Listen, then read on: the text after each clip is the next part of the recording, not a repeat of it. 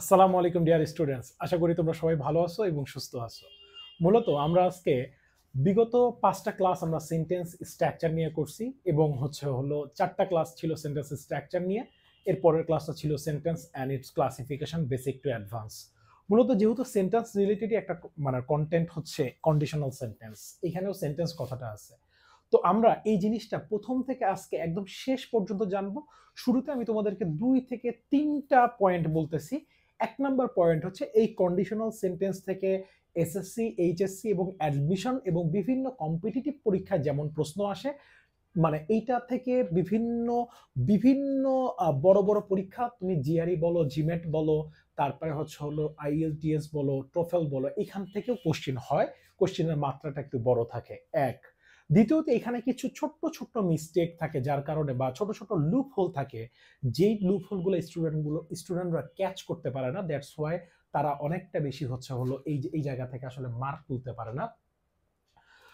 মানে বিষয় হইতেছে যে আরেকটা বিষয় আজকে এখানে একদম ইনস অ্যান্ড আউটস, ঠিক আছে, ইনস অ্যান্ড আউটস আমরা আসলে দেখার চেষ্টা করব যে আসলে সেন্টেন্সে,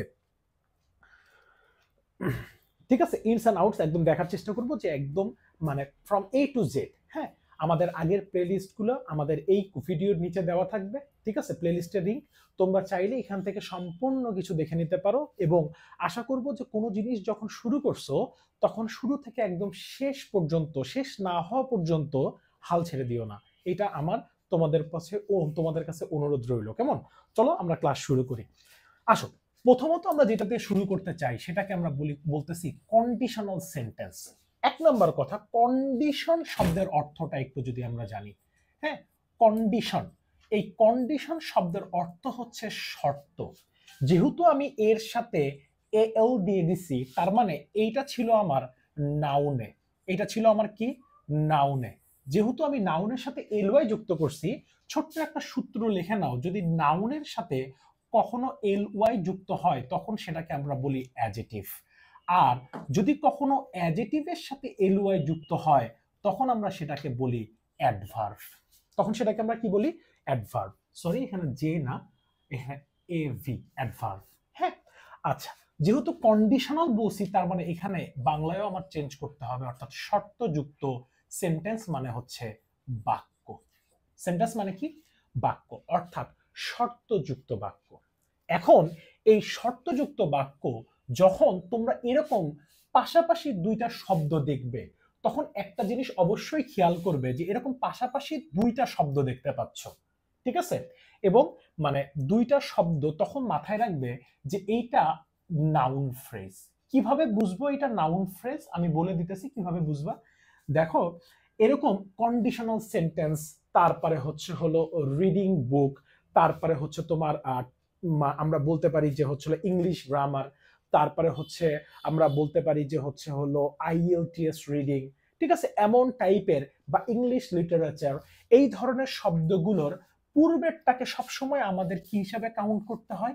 অ্যাডজেক্টিভ হিসাবে কাউন্ট করতে হয়, এবং পরেরটা যেটা বসে সেটা হচ্ছে নাউন। আর অ্যাডজেক্টিভ প্লাস নাউন এইটা মিলাই তৈরি করে হলো আমার noun phrase. Adjective plus noun মিলাই তৈরি করে কি? আমার নাউন ফ্রেজ, অর্থাৎ আমাদের নাউন ফ্রেজ তৈরি করে।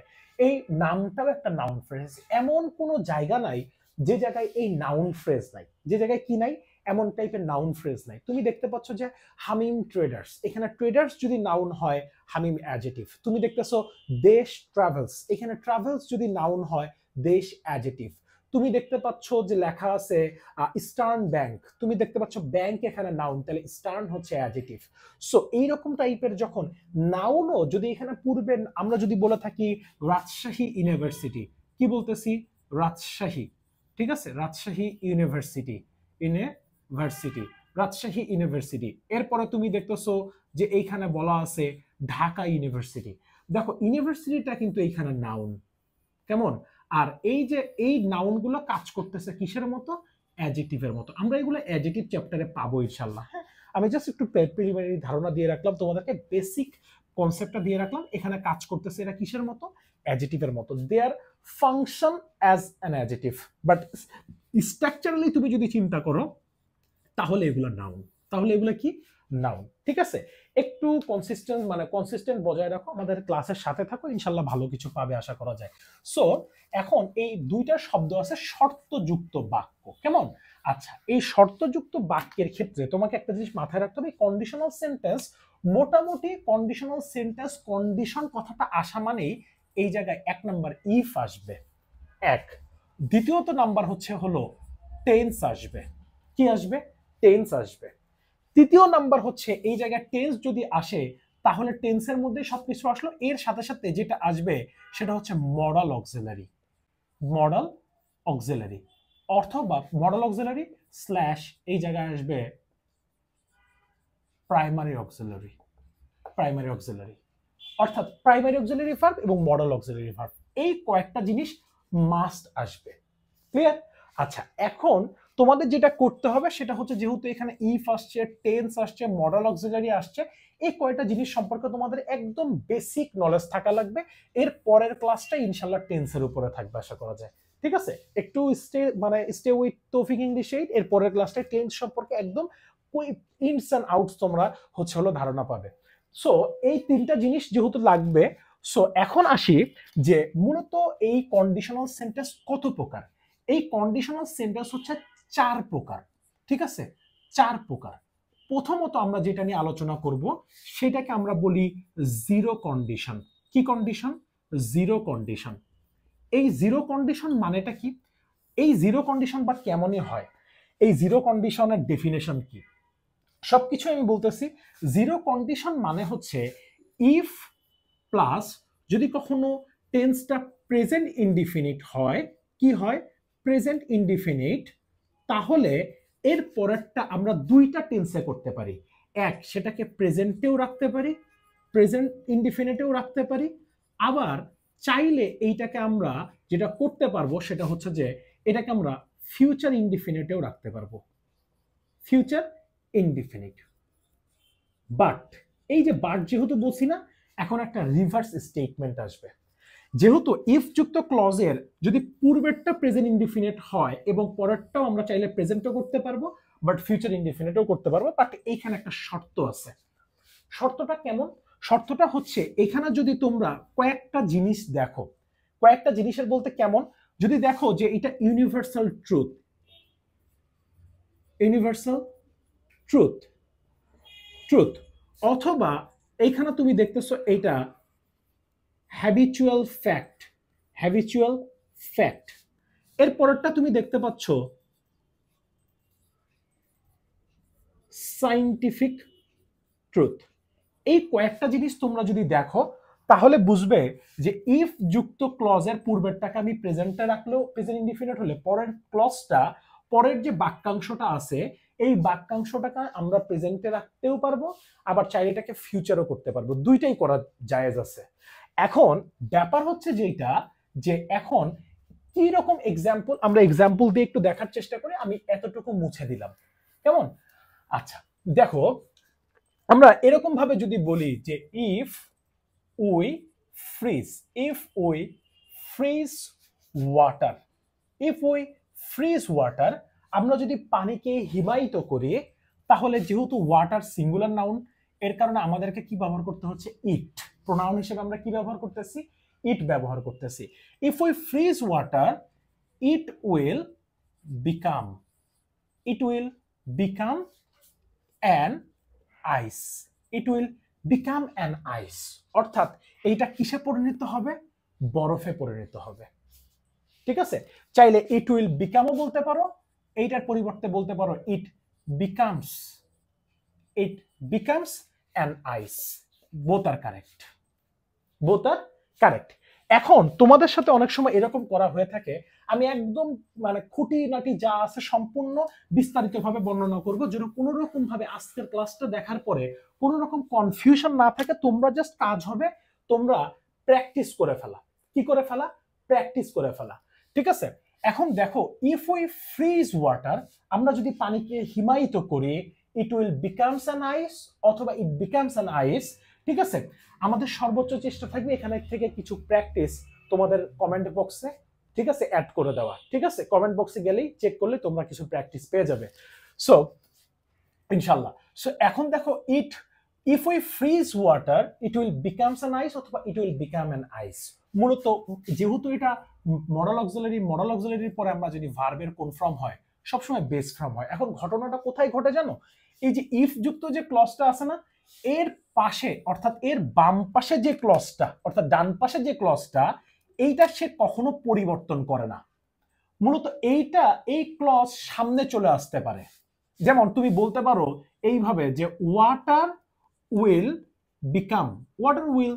Become an ice if we freeze water. আমরা যদি পানিকে কি করি? হিমায়িত করি। ঠিক আছে, আরেকটা সেন্টেন্স লিখি হবে, মানে I take a cup of COFFE। এইটা মূলত হচ্ছে হ্যাবিচুয়াল ফ্যাক্টের কথা বলতেছি। I take a cup of tea if, যদি I get up early in the morning. আমি যদি খুব সকালে ঘুম থেকে উঠি, তাইলে আমি কি করি? এক কাপ কফি পান করে থাকি। এখন এই জায়গায় সবচেয়ে বড় ব্যাপার যেটা, যে water will become an ice if we freeze water. I will take a cup of tea if I get up early in the morning. মাথায় রেখো, এইখানে কিছুই ঘটনা ঘটে নাই, জাস্ট ইফটাকে বাক্যের মাঝে নিয়ে গেছে, ক্লজে চেঞ্জ করছে। কিন্তু আমি আবারও বলতেছি, ইফের সাথে যে ক্লজটা আছে, এই ক্লজটার কিন্তু কোনো পরিবর্তন ঘটে নাই। অর্থাৎ ইফের আমার হাত থেকে যদি আমি চিন্তা করি, এই সাইড থেকে যদি চিন্তা করি, ইফের অর্থাৎ ডান সাইডে, আর এটা তো বাম সাইড, এই সাইড থেকে যদি চিন্তা করি, তাহলে ইফের বাম সাইডের যে ক্লজটা আছে, এই ক্লজের কোনো পরিবর্তন ঘটে না। ডান সাইডের ক্লজটাকে চাইলে তুমি যে কোনো কিছুতে ব্যবহার করতে পারো। এখন একটা জাস্ট এরকম ঘটনা ঘটতে পারে। এখন তোমাকে মূল যে জায়গায় ফোকাস করতে হবে, সেটা হচ্ছে যে আমি যে সেন্টেন্সটা পড়তেছি, এই সেন্টেন্সটা কি ইউনিভার্সাল ট্রুথ, হ্যাবিচুয়াল ফ্যাক্ট, নাকি সাইন্টিফিক ট্রুথ। যদি এগুলো থাকে, তাহলে আমি একদম ক্লিয়ারলি বুঝে যাব এটা জিরো কন্ডিশনে পড়ছে। আসো, এইটা গেল হলো জিরো কন্ডিশনের কথা। এর পরেরটাকে নিয়ে যদি আলোচনা করি, তাহলে এর পরেরটা যেটা আসবে সেটাকে আমরা বলি ফার্স্ট কন্ডিশন। একটু মনোযোগ দাও এখন থেকে। ফার্স্ট কন্ডিশন, এই ফার্স্ট কন্ডিশনাল সেন্টেন্স কেন এখানে আমাদেরকে মানে এল যুক্ত করতে হইলো জানো? কারণ এই যে সেন্টেন্স কথাটা বলবো, এই কারণে আমি যখন মাথায় রাখবে, অ্যাডজেক্টিভ একটা সবচেয়ে বড় গুণ হচ্ছে, অ্যাডজেক্টিভ যখনই বাক্যে মানে শব্দটা যখনই অ্যাডজেক্টিভে ট্রান্সফার হয়ে যায়, তখন সবচেয়ে মজার বিষয়, ও মানে একটা নাউন ডিমান্ড করে ওর সাথে সাথে, যে ওর সাথে জন্য একটা নাউন বসে। কেমন? দেখো, কন্ডিশনাল সেন্টেন্স, এই কন্ডিশনাল সেন্টেন্সে কন্ডিশন সেন্টেন্স তো আর হয় না, যার কারণে কন্ডিশনাল সেন্টেন্স বলতে হচ্ছে। এই ফার্স্ট কন্ডিশনাল সেন্টেন্সে আমাদেরকে স্ট্রাকচার কেমন থাকে? ইফ প্লাস যদি কখনো প্রেজেন্ট ইনডিফিনিট থাকে,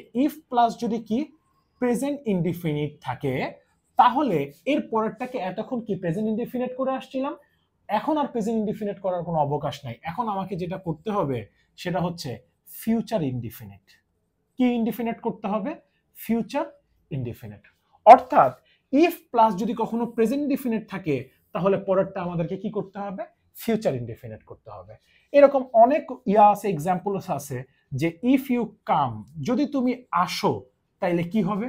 আই উইল গো। যদি তুমি আসো, তাইলে কি? আমি যাব। সো এখন দেখো, if you come I will go, এই আই উইল গো যদি আমি এই জায়গায় লিখি আই উইল গো, তাইলে এখানে ইফ, তারপরে কি? ইফ ইউ কাম, যদি তুমি আসো। এই যে ইফ থেকে বাকি অংশ সেম আছে, জাস্ট ঘুরে এই জিনিসটা সামনে চলে আসছে। ঘাবড়ানোর কোনো কারণ নেই, জাস্ট তোমাকে পড়ে বুঝতে হবে এবং সেন্টেন্স মেক করতে হবে। এইটা কমপ্লিটিং সেন্টেন্সের সাথে যায়, এইটা রাইট ফর্ম অফ ভার্বের সাথে যায়, এইটা অনেক সময় ট্রান্সফরমেশন অফ সেন্টেন্স যেটাকে বলো, অথবা চেঞ্জিং সেন্টেন্স যেটাকে বলো, সেটার ভেতরেও এই কন্ডিশনাল সেন্টেন্স ইনক্লুডেড। এখন একটু খেয়াল করো, যেটা এই বিষয়গুলার এই বিষয়টা তুমি যদি লক্ষ্য রাখো, তাহলে ফার্স্ট কন্ডিশনাল সেন্টেন্সটা তোমার জন্য একদম ইজি হয়ে যাবে। আমি আরেকটু ইজি করে দিতেছি, ফিউচার ইনডিফিনিট টেন্সের স্ট্রাকচার হচ্ছে সাবজেক্ট প্লাস উইল। ঠিক আছে, আগে শ্যাল ব্যবহার করা হইতো, এখন শ্যাল আর ব্যবহার করা হচ্ছে না, উইল ব্যবহার করা হয়। Subject plus will plus V0 লিখলাম কেন? কজ এটা ভার্বের বেস ফর্ম, এখানে ভার্বের কোন ফর্ম বসবে? বেস ফর্ম, প্লাস হচ্ছে কি এক্সটেনশন, প্লাস হচ্ছে extension, subject plus will plus V0 plus হচ্ছে কি এক্সটেনশন। ভেরি সিম্পল, একদম সিম্পল। জাস্ট একটু মনোযোগ দিয়ে ক্লাসটা করো এবং খাতা কলম রেডি সাথে নিয়ে বসো, কেমন? খাতা কলম দিয়ে নোট করতে থাকো। সো এখন কি হইতে পারে এই জিনিসটায়, আর কি ঘটতে পারে? এখানে ঘটার মতো আর কিচ্ছু নাই। এখন তোমাকে যে জিনিসটা ফোকাস রাখতে হবে মূলত এই ফাইনাইট ভার্ব, অর্থাৎ এইখানে ডেফিনেটলি একটা সিম্পল সেন্টেন্স হতে গেলে একটা সাবজেক্ট এবং একটা ফাইনাইট ভার্ব মাস্ট থাকতে হয়, একটা ফাইনাইট ভার্ব মাস্ট থাকতে হবে। সো এইখানে এই ফাইনাইট ভার্বটাকে লক্ষ্য রাখতে হবে যে এই ফাইনাইট ভার্বটা আমার কিসে আছে, প্রেজেন্টে আছে নাকি পাস্টে আছে। এই এতটুকু জিনিস তোমাদেরকে অবশ্যই কি করতে হবে, মাথায় রাখতে হবে। ফার্স্ট কন্ডিশনাল নিয়ে আর এরকম বলার মতো কিছু নেই। এক্সাম্পল আরো লটস অফ প্র্যাকটিস থাকতে পারে যে কন্ডিশনাল সেন্টেন্স নিয়ে, যেমন if you give me some money I will, if you give me some money I will buy some food. ঠিক আছে, তুমি আমাকে কিছু টাকা দিলে আমি কিছু খাবার কিনবো। ঠিক আছে, সো এইরকম কিছু থাকলে আমরা এটাকে বলি হচ্ছে হলো ইফ প্লাস যদি কখনো প্রেজেন্ট ইনডিফিনিট থাকে তারপরটাকে আমাদেরকে কি করতে হয়, ফিউচার ইনডিফিনিট করতে হয়। এরপরে আসো second conditional sentence, DITION, second conditional sentence. এই সেকেন্ড কন্ডিশনাল সেন্টেন্সটা কেমন লক্ষ্য করো, যে আমরা যখন বলতেছি ইফ প্লাস যদি কখনো পাস্ট ইনডিফিনিট থাকে, ইফ প্লাস কি থাকে, পাস্ট ইনডিফিনিট থাকে, তাহলে সাবজেক্টের পরে যে কাজটা হয়, সাবজেক্টের পরে উড, কুড, এরপরে কি মাইট, এরপরে মাইট, তারপরে ভার্বের বেস ফর্ম প্লাস এক্সটেনশন।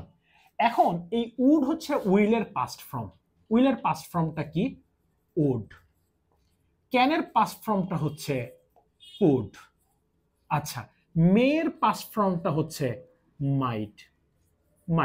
এখন তোমাদের হয়তো অনেকের মনে হইতে পারে যে আচ্ছা তাইলে কি আমরা এগুলা মানে এই উড কুড মাইট এগুলা মানে এগুলো যে ব্যবহার, এই অক্সিলারি ভার্বগুলো যে ব্যবহার করতেছি এগুলোর মধ্যে কি আমরা যে কোনো একটা ব্যবহার করতে পারবো নাকি কোনো একটা স্পেসিফিক নির্দিষ্ট সীমারেখা আছে? কোনো সীমারেখা নেই, মূলত সেন্টেন্সের উপর বেস করে তোমাকে সেন্টেন্সের ভাব বুঝে তোমাকে এই জিনিসগুলো ব্যবহার করতে হবে। তো উডও ব্যবহার করতে পারো, you can also use would, you can also use could, you can also use might, there is no problem, okay.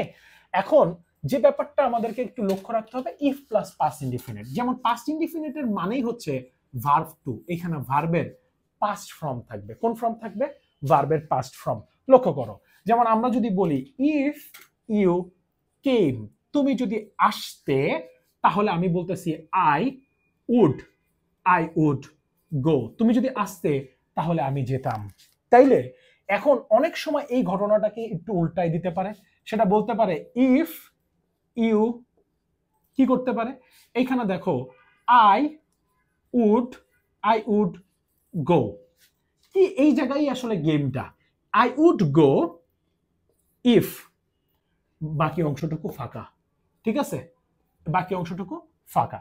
If you, যেহেতু তুমি উড দেখতে পাচ্ছ তাহলে ডেফিনেটলি এটা ভার্বের পাস্ট ফর্মে আছে, তাহলে ইফ ইউ তখন কি হয়ে যাবে, কেম হয়ে যাবে। ভিডিওটা শেষ করলে আমি সেকেন্ড কন্ডিশনালসের কিছু টিপস বলবো, ভিডিওটা শেষ পর্যন্ত থাকো, আমি কিছু বুলেট পয়েন্টগুলো বলে দিব যেটা আরো অনেক বেশি উপকারে আসবে, কেমন? সো এই if I would go if you come, অর্থাৎ তুমি যদি আসতে আমি তাহলে যেতাম, এই ধরনের ব্যাপারগুলোর ক্ষেত্রে আমরা ইফ যুক্ত ক্লজ যদি কখনো পাস্ট ইনডিফিনিটে দেখি, তারপরে সাবজেক্ট উড কুড মাইট বসে ভার্বের কোন ফর্ম ব্যবহার করতে হয়, বেস ফর্ম ব্যবহার করতে হয়, কেমন? আচ্ছা, এইটা গেল আমার সেকেন্ড কন্ডিশন, ঠিক আছে, zero condition, first condition.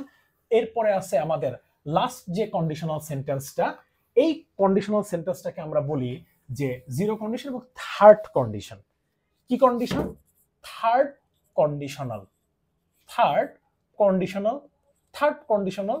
Sentence. Third conditional sentence কেমন? থার্ড কন্ডিশনাল সেন্টেন্সটা হচ্ছে যে ইফ প্লাস যদি কখনো তুমি পাস্ট পারফেক্ট দেখতে পাও, ইফ প্লাস যদি পাস্ট পারফেক্ট দেখতে পাও তাহলে এর পরের স্ট্রাকচারটা হচ্ছে সাবজেক্ট প্লাস উড কুড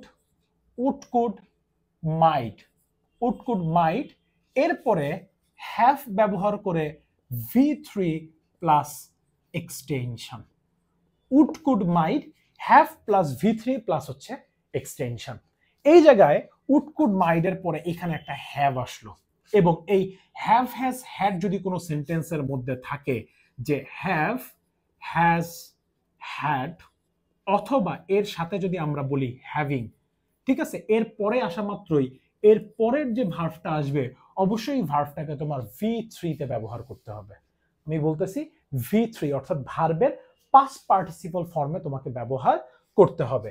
এখন তো সেন্টেন্সটা কেমন হইতে পারে?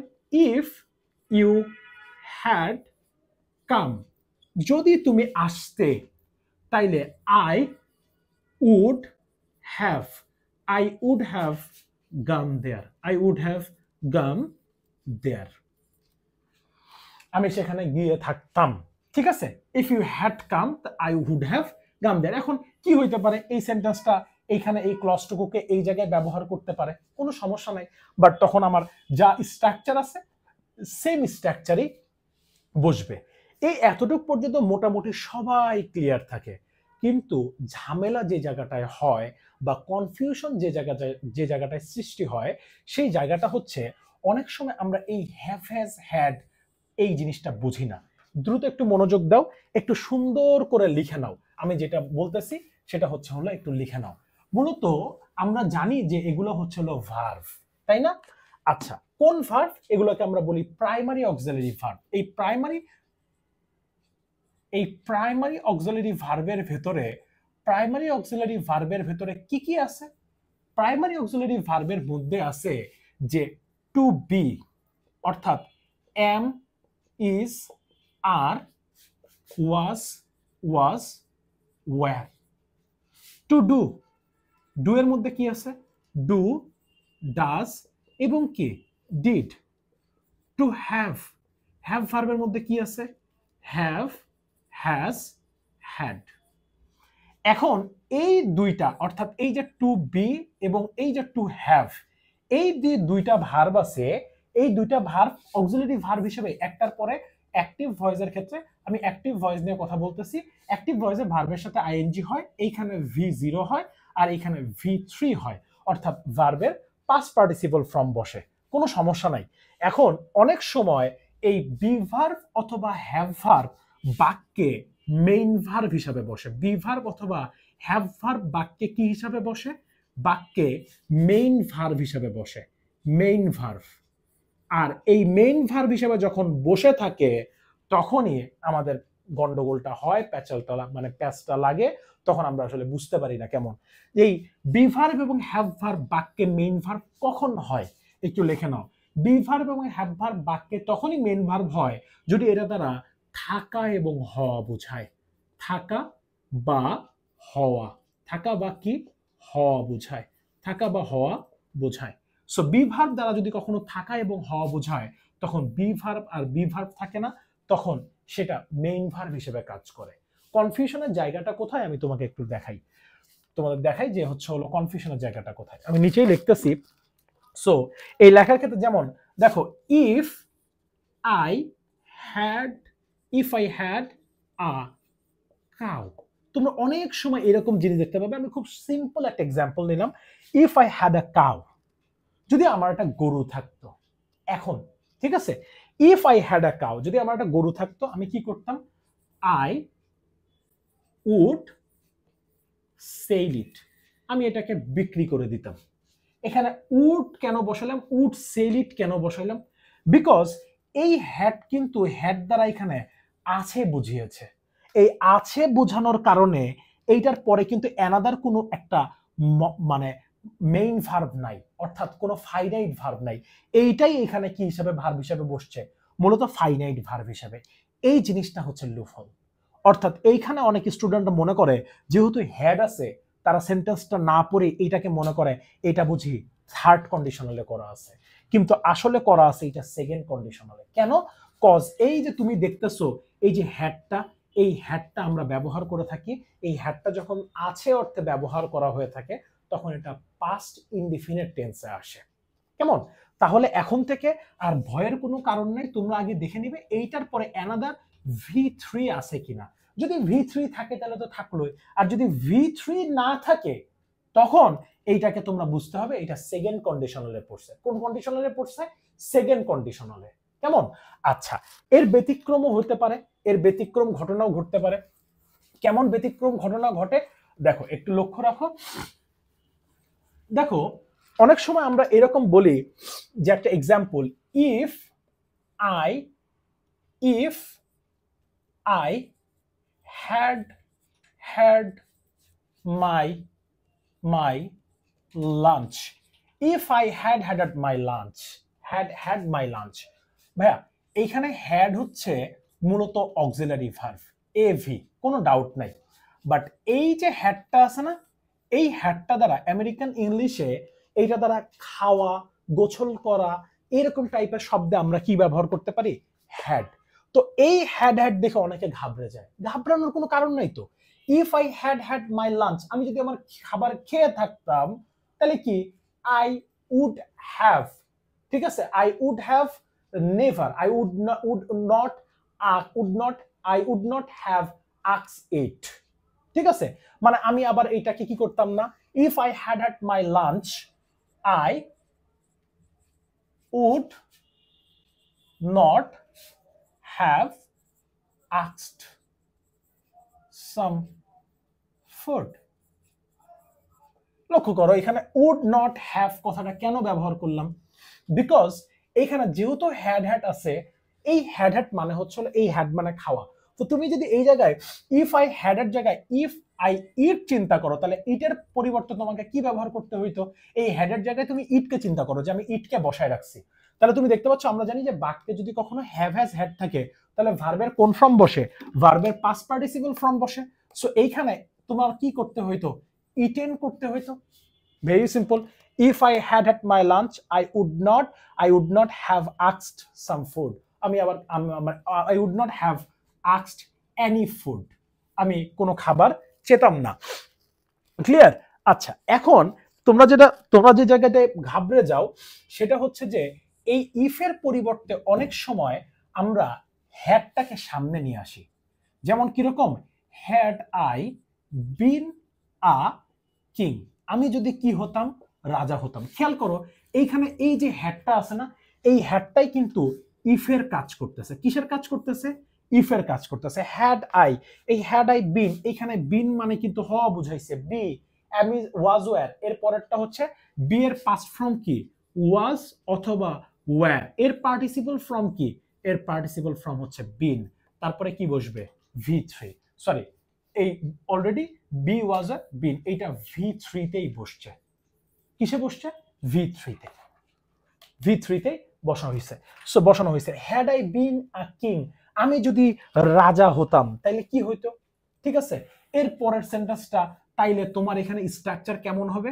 সাবজেক্ট প্লাস এই যে উড, এই যে কুড, এই যে উড কুড, এরপরে কি মাইট, উড কুড মাইট, এরপরে হ্যাভ ব্যবহার করে আমাদের V3 করতে হবে, দেন আমাদেরকে এক্সটেনশন বানাইতে হবে। Very simple. এই জিনিসটাই আমরা অনেকে বুঝতে চাই না, যে আমাদের ভুল হয় এই জায়গাতে, যে আমরা এইটাকে মনে করি যে এই যে সেন্টেন্সটা আমরা তৈরি করছি হ্যাড, এই হ্যাডের আসলে কাজটা কি? ভাই এইখানে হ্যাডটা ইফের জায়গায় ব্যবহার করা হয়েছে। কিসের জায়গায় ব্যবহার করা হয়েছে? ইফের জায়গায় ব্যবহার করা হয়েছে। কোনো সমস্যা নাই। ইম্পসিবল ইমাজিনেশন, কাল্পনিক কল্পনার মানে কল্পনা করার ক্ষেত্রে আমরা এই ধরনের সেন্টেন্স গুলা মেক করে থাকি, যে had I been a king, আমি যদি রাজা হতাম। তারপরে এটার পরিবর্তে এই যে ইফের পরিবর্তে আমরা অনেক সময় ট্রান্সফরমেশনে if I were a king, if I were a king. Also তুমি বলতে পারো if I was a king, আমি যদি রাজা হতাম। দুইটাই কারেক্ট। এখন তুমি একটা জিনিস চিন্তা করো যে ইফ, এই ইফের পরিবর্তে এইটা তো আমরা কি জানি যে হলো এক্সক্লামেটরি সেন্টেন্সে আছে, রাইট? এক্সক্লামেটরি থেকে অনেক সময় এটাকে মানে অ্যাসার্টিভে নিয়ে আসতে বলে, তখন এই ইফের পরিবর্তে কি ব্যবহার করতে হয়? I wish, I wish I were a king, আমি যদি রাজা হতাম। একটা জিনিস মাথায় রেখো, এইটা ওয়াজ ব্যবহার করা যায়, তবে এখন পর্যন্ত তোমরা ওয়ারই ব্যবহার করবে, কেমন? যেহেতু ওয়াজটা এখনো বেশি অ্যাভেলেবল না, মানে এটার মানে বিস্তারটা ঘটে নাই। So I wish I were a king, আমি যদি কি হতাম, রাজা হতাম। সো এই জায়গায় ইফের পরিবর্তে কিন্তু আমি আই উইশ ব্যবহার করলাম। সো এই যে এই ধরনের কনফিউশনগুলো একটু মনোযোগ দিয়ে যদি সলভ করো, দেখবা এই ধরনের প্রবলেমগুলো আর থাকতেছে না। সো ইফের পরিবর্তে আমরা চাইলে অনেক সময় কি ব্যবহার করতে পারি, হ্যাডও ব্যবহার করতে পারি। Had I been a king, অর্থাৎ এই হ্যাড বসছে আর এই বিন দ্বারা হওয়া বুঝাইছে। মূলত আমরা জানি কি বি ভার্ব দ্বারা যদি কখনো থাকা এবং হওয়া বুঝায়, সো বি ভার্ব দ্বারা থাকা এবং হওয়া কখন বুঝাবে? তুমি দেখো বি ভার্ব দ্বারা থাকা এবং হওয়া কখন বোঝাচ্ছে। যেমন আমরা যদি এখানে ব্যবহার করি যে I am a student, I am a student, আমি হই একজন ছাত্র। আরেকটা বলতেছি আই হ্যাভ আ কাউ, আমার একটা কি আছে, গরু আছে। এই যে দেখো, মানে এই যে এম দ্বারা কি হওয়া বুঝাইছে, আর হ্যাভ দ্বারা কি আছে বুঝাইছে। মূলত এগুলো এরপরে কিন্তু আর কোনো ফাইনাইট ভার্ব নাই। কি নাই? ফাইনাইট ভার্ব নাই। সো এই ফাইনাইট ভার্ব না থাকার কারণে আমাদেরকে এই জায়গায় চিন্তা করতে হচ্ছে, এগুলাই কিন্তু আমাদের বাক্যে মেইন ভার্ব, কিন্তু ওই যে থাকা এবং হওয়া বুঝাইলো। সো এগুলো নিয়ে ইন ফিউচারে এখন জাস্ট একটু মনোযোগ দিয়ে খেয়াল করবে। মূলত ভুল করে এই যে এই জায়গাটায় ইফ আই হ্যাড, এই ইফ আই হ্যাড এরপরে তুমি একবার চিন্তা করে দেখবে যে কোনো V3 আছে কিনা। যদি থাকে তাহলে পাস্ট পারফেক্ট, আর যদি না থাকে তাহলে সোজা এটা পাস্ট ইনডিফিনিট টেন্সে চলে যায়। অর্থাৎ তারপরের স্ট্রাকচারটা কি হবে, সাবজেক্ট প্লাস উড, এরপরে কি আসবে কুড, উড কুড, এরপরেরটা কি বসে মাইট, উড কুড মাইট, এবং উড কুড মাইট বসলে ভার্ব 0 প্লাস হচ্ছে এক্সটেনশন। ক্লিয়ার? সো এই এতটুকু টিপস যদি তোমরা জানো, মানে এতটুকু রুলস যদি তোমরা জানো, এই অনুপাতে যদি এই কথাগুলোকে নোট করে নিতে পারো, দেখবে যে প্র্যাকটিস করার সময় এগুলো ভেরি সিম্পল হয়ে, মানে ভেরি ইজি হয়ে গেছে। It will be very easy to you, তোমার কাছে। এখন এইটার সাথে আরেকটা জিনিস আমি তোমাদেরকে বলছিলাম যে একটা টিপস দিয়ে দিব, অলরেডি একটা টিপস দিছি, আরেকটা তোমাদেরকে একটু দেখাই।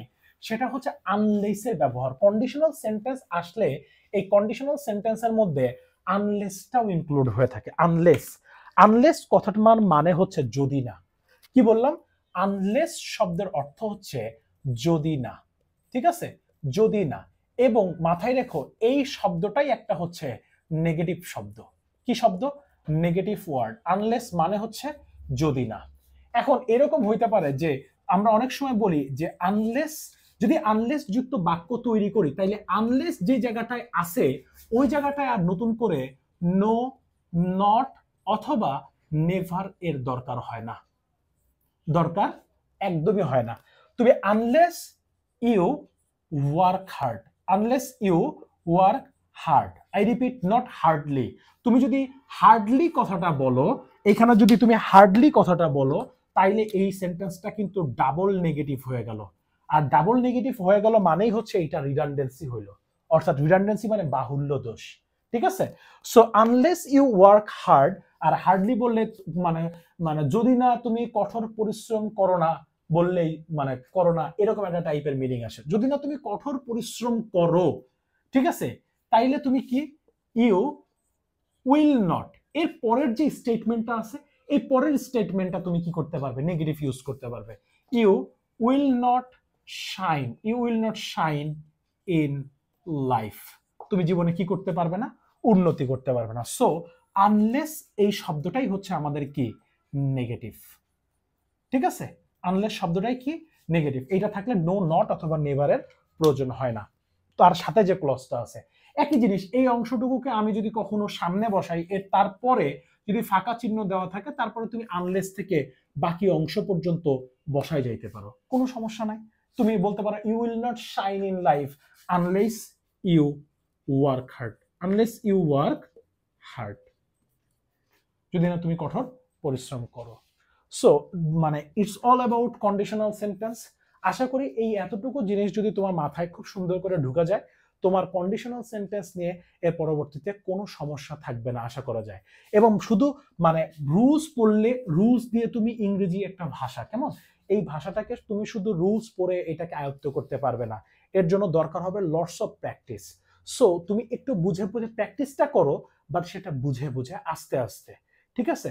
যারা ইংরেজিতে ভয় পাও, আমি বলবো তাদের ভয় পাওয়ার কোনো কারণ নেই, একটু ধরে থাকো, তাহলে দেখবে যে আলটিমেট একটা রেজাল্ট পাচ্ছ। সুতরাং আজকে আর ক্লাস বাড়ালাম না, ঠিক আছে? এরপরে আমরা টেন্স রিলেটেড ক্লাস দিব ইনশাল্লাহ। তোমরা ততক্ষণ পর্যন্ত ভালো থাকো এবং সুস্থ থাকো, এবং দেখা হচ্ছে নতুন কোনো এক ক্লাসে। আসসালামু আলাইকুম।